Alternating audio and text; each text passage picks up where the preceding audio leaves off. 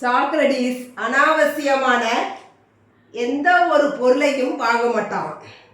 அத்தியாவசியமான நமக்கு ரொம்ப அவசியமான பொருள் தேவைப்படுது அப்படின்னா மட்டும்தான் அந்த பொருளை மட்டுமே வாங்குவார். ஒரு நாள் அவருக்கு முக்கியமான ஒரு பொருள் வாங்க தேவை ஏற்பட்டிருக்கிறது.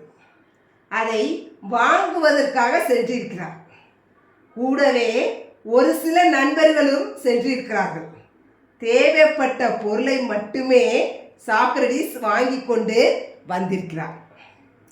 கூட போன நண்பர்களுக்கு சந்தையை சுற்றி பார்க்கவே பல மணி நேரம் தேவைப்பட்டிருக்கு. பல பொருட்களை வாரி சுருட்டிக்கிட்டு வாங்கி கொண்டு வந்திருக்கிறார்கள். இந்த சூழலில் உன்னால் மட்டும் எப்படி சிக்கனமாக இருக்க முடிகிறது என்று நண்பர்கள் கேட்க, அதற்கு சாக்ரடீஸ் கூறுகிறார், செலவாளி தனது கண்ணின் பேச்சை கேட்கிறான், சிக்கனக்காரன் தனது மூளையின் பேச்சை கேட்கிறான்.